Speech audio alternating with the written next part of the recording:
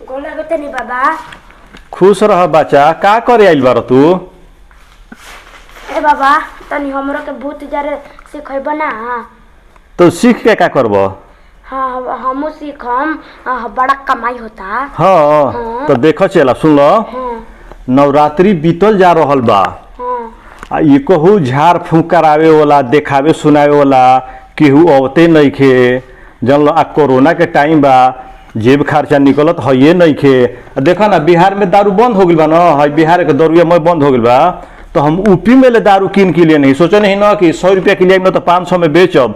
ये दारूयो बेचाते नहीं के। एगो काम करो चला। हाँ बाबा। तारा सीखे के बा ना तो तू जा गाँव में घूम घूम के कोनो के तनी मनी भूत धइल हो छोट मोट ओहनी के ध के लिए हो आ ओकरा के झरवइब न तो 10-20 तोहरो कमाई होई आ हमरो कमाई होई। जा उन्हीं के तन खोज के लिए आवो। हाँ बाबा हम फंसा के लिए आओ तो। जा बच्चा जा। रुको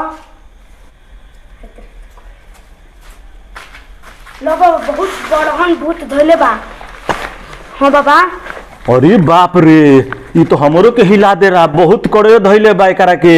रे रे ई रास्ता में आवत रहल हो पिपरा के फेड़ तर बना के खैनी खैलो हस आ पिपरा तो गिरौले नहीं खे आ ओ जे ठाड़ा होके पेशाबो कर देले बा। एकरा के बहुत करे धइले बा। एकरा के बड़ बढ़िया से झाड़ फूक करे के पड़ी। हमके कहीं चाहिए, हमके दारू चाहिए, हमके कहीं चाहिए, हमके दारू चाहिए। ए चला ई कहत हमके खैनी चाहिए हमके दारू चाहिए ई दोनों चाहिए। तो पैसा वैसा ले बा दरुया में किनवा के एगो दरुया देवे के पड़ी। पैसा ले बेटा रे भूतवा। हाँ एक देखो झाड़ फूक देते जन लो ठीक हो जाई। आ फिर चैतनमिया में आके देखा सुना ली हो ना तो फिर काम बिगड़ जाई। चैतनमिया में लिया के देखा सुना ली हो आ जाओ अभी ठीक हो जाई जन लो। आ तनी बढ़ियार पैसा वाला लिया वही का कंगाल के लिए बार कुछ दी मत हम निकल के लिया जा तनी बढ़ियार पैसा वाला के धो के लिया तो जा तो। हाँ ठीक बाबा चल रे भूतवा।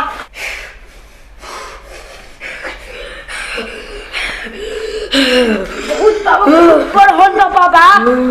हेकरा के धोके लेल बारो। हाँ बाबा। ई तो बुझाता कि डेरा गइल बा।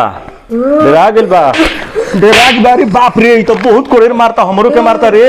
सुनो सुनो ए चुप चुप एकदम चुप। एकरा के ससुरारी के हई ई बहरी के ना हो ई घर के भीतरिया के हो। ससुरारी के हो ई बैठल रहल पलगौनी पर। एकरा के रुमाल क कहीं पैसा में दे दिहल बा जानलो।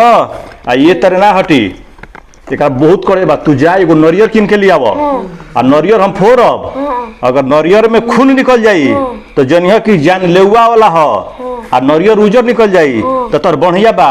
तू जा नरियर जल्दी दौड़ के लेके आवत तो लेकर हम देखता नहीं मनबे कि ना मनबे। तू कहाँ के हले? हाँ रुक जा रुक देख नरियर फोड़ता नहीं। अगर नरियर लाल निकल जाई तो जने के जन लेवा हो उजर निकली तो बढ़िया हो।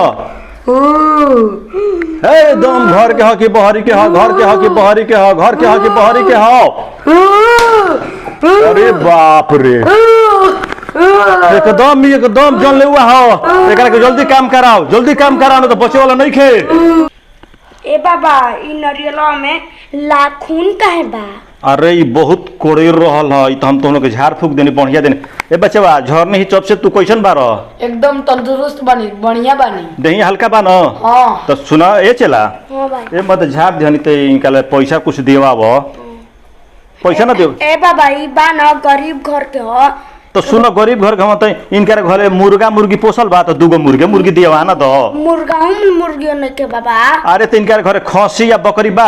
उहो नहीं के बाबा। खसियो बकरी घन पोसले ए तो खसी बकरी पोसले है नहीं घन तो का दिहनी हमरा के। सुनो एक काम करो ए बच्चा तू अपना मेहरारू के गहना गुड़ी या जन लो नरेटी में के लिए जन लो आ गोड़ में के पैजनी आ नरेटी में के हंसुली आ हाथ में के सोना के चूड़ी उनका बक्सा में बा। तू गोते से चुरा के लिया के हमके दे दो जन लो।